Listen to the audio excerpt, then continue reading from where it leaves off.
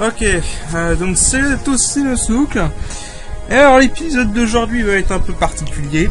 Parce qu'en gros ça va consister en un seul boss. On va faire le boss ultime du jeu. Donc le Minotaur. Mais donc, j'ai décidé pour ce combat je vais pas commenter. Tout simplement parce que le combat est long. Et j'ai pas grand chose d'intéressant à dire en commentaire, donc je préfère autant ne rien dire, surtout que la plupart du temps je vais être complètement concentré sur ce que je fais.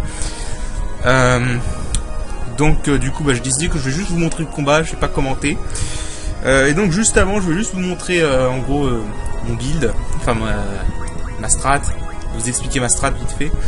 Alors, déjà la première chose à savoir, si vous avez pas récupéré mode carte,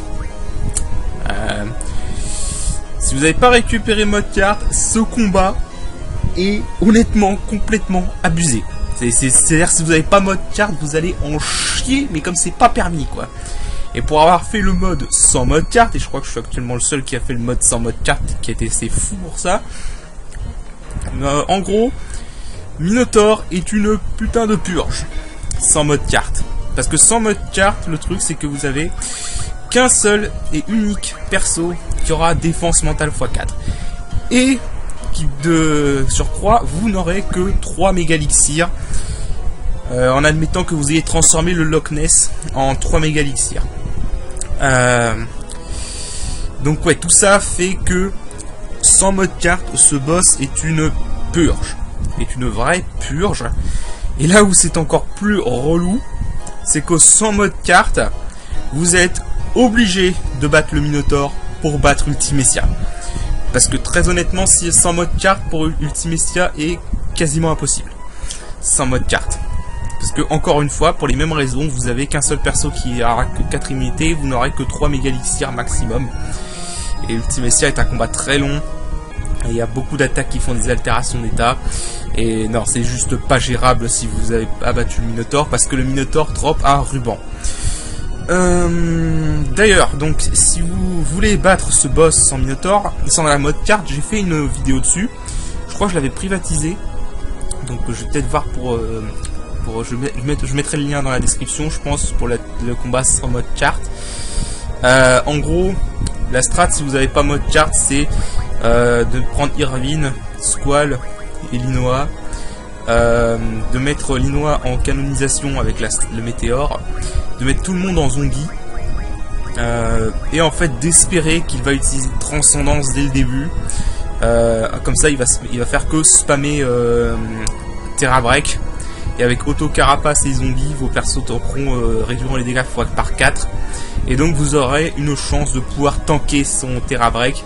Et là, il faudra juste espérer que vous arriviez à le tuer avant que son aura s'enlève. Ou alors, si l'aura s'enlève, qu'il se remette de Transcendance. Mais bref, c'est une strat qui est extrêmement basée sur la chance. Parce qu'en gros, le Terra Break fait des dégâts aléatoires. Enfin, fait des cibles aléatoires. C'est comme Météore, en fait, sauf que c'est une version physique de Météore. Et donc, les dégâts sont répartis aléatoirement. Et donc, ça peut très facilement tuer un perso. Mais ça va pas être le cas ici parce qu'on a le mode carte. Donc, la strat ici, déjà, on va parler un peu de quelque chose de très simple. Fléau, son attaque Fléau. L'attaque Fléau, c'est la pire attaque qu'un ennemi puisse avoir dans ce mode. Parce que basiquement, le seul moyen efficace de vraiment contrer cette attaque, c'est de se lancer un mégalixir. Surtout dans le combat du Minotaur. Le problème c'est que cette attaque fait plein d'altérations, réduit vos HP à rien quasiment, et inflige défense 0. Et contre le Minotaur, défense 0, c'est l'horreur, pour faire simple. Donc du coup, on a le mégalixir, on a les mégalixirs. Donc les mégalixirs, ça va servir pour s'il utilise Fléau. Du coup, on est limité, on peut tanker que 11 fléaux du coup. Ensuite, le reste. Donc déjà, pour Squall. Donc Squall et Irvine vont être les principaux damage dealers. Voilà. Même si Squall aura un autre rôle en fin de combat, mais ça on en reparlera. D'accord, bon, au niveau des immunités.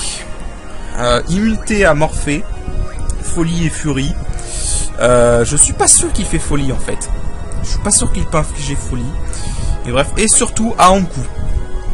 Pourquoi Ankou? Parce qu'il a méga Ankou. Et méga Ankou, si vous n'avez pas 100% d'immunité à la mort, vous pouvez pas survivre. Donc il faut ça. Pareil pour Quistis, qui est mon deuxième perso qui a défense mentale x4. Voilà. Les mêmes altérations. Folie, Furie et Morphée, parce que c'est les 3 altérations qui peuvent vous paralyser et vous empêcher d'agir. Pour Irvine, bon bah du coup Irvine, le problème c'est que du coup bah il a que 2 slots. Donc j'ai immunisé à Folie parce que Folie c'est l'altération la plus handicapante. On va enlever ça d'ailleurs.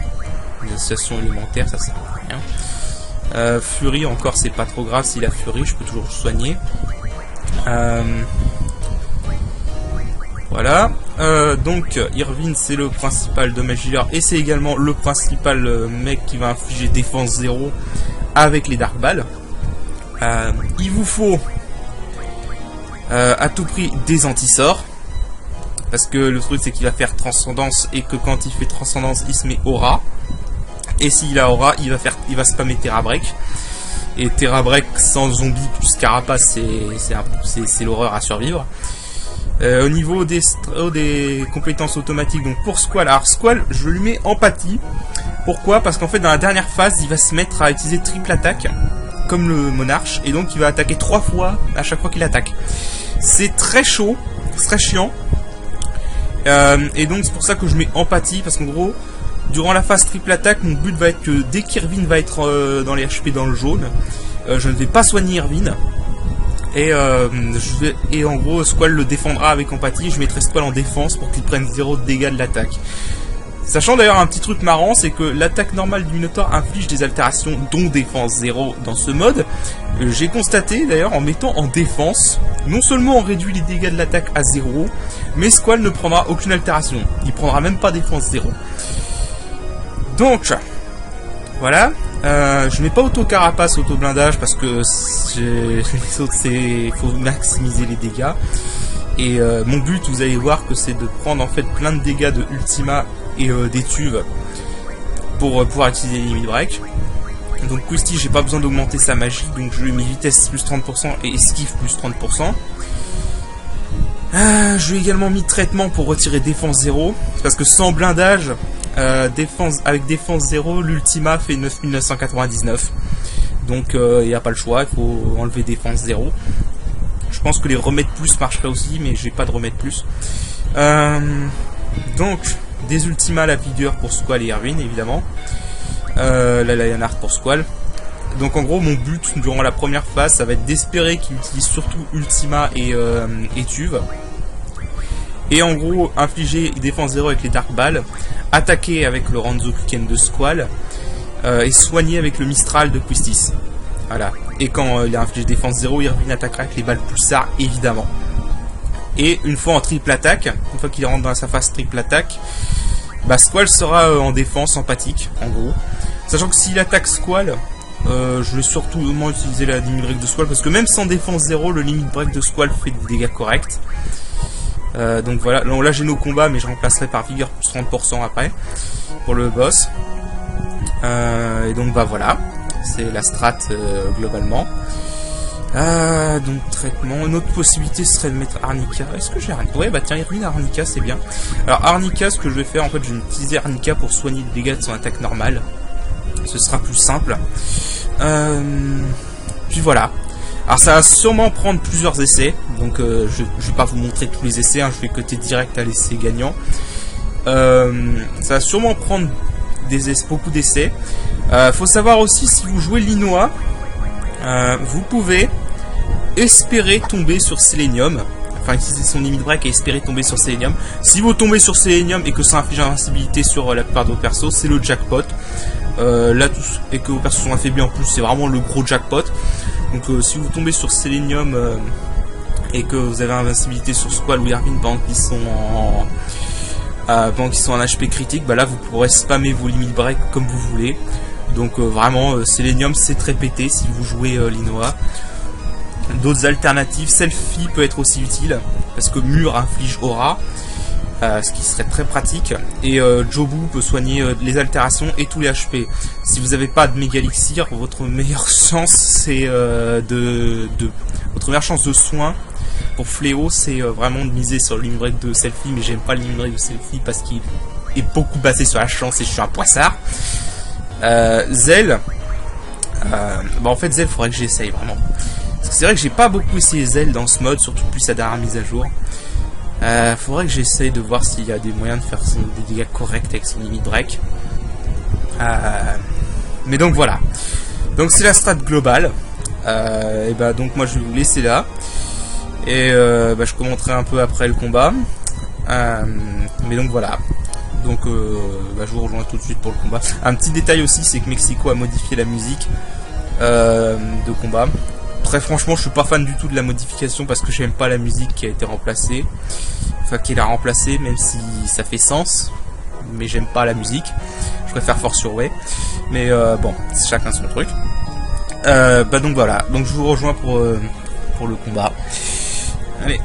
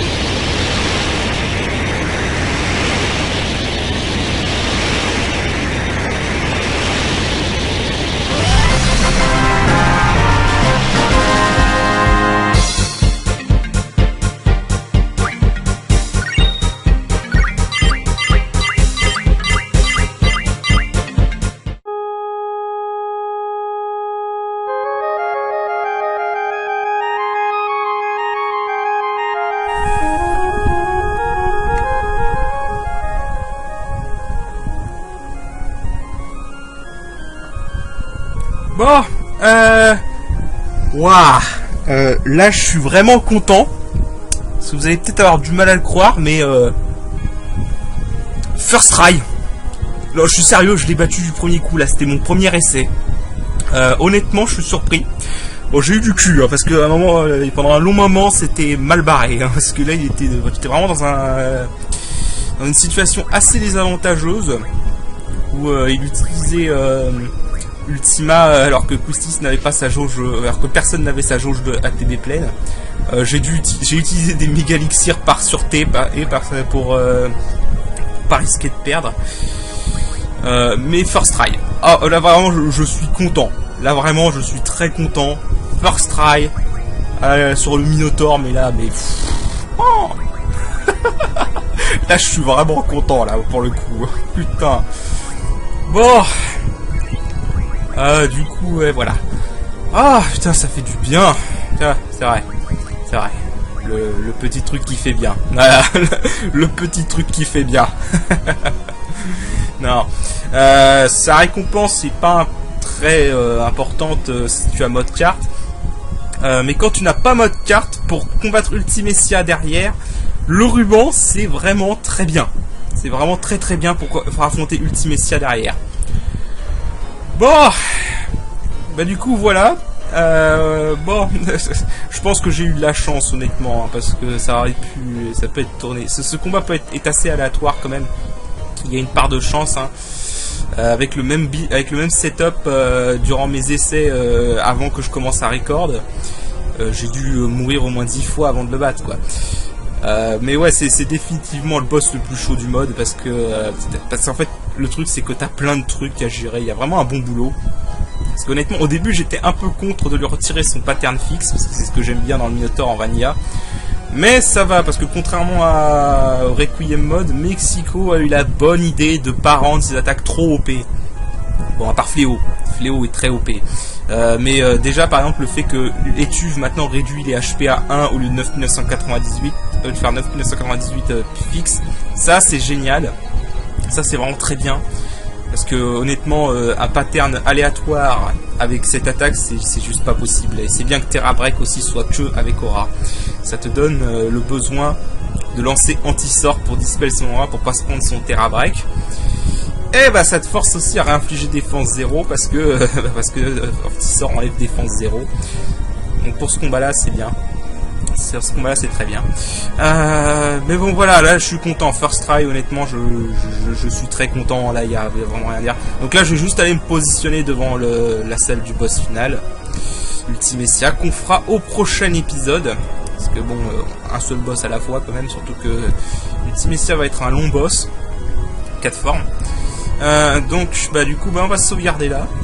Et bah First try Minotaur, je suis très content. C'est tout ce que j'ai à dire. C'est un super boss. C'est un très bon boss quand tu as mode carte. Je trouve qu'il est un peu unbalance quand tu n'as pas mode carte. Quand tu n'as pas mode carte, vraiment le Minotaur est une purge. Vraiment, c'est une purge. Je crois d'ailleurs honnêtement que c'est mon plus gros exploit dans ce mode de l'avoir battu sans mode carte. Hein. C'est vraiment chaud à ce point. Mais bon voilà, bah, je suis content. Là je veux vraiment rien à dire, je suis très content. J'aurais peut-être dû faire une save ailleurs.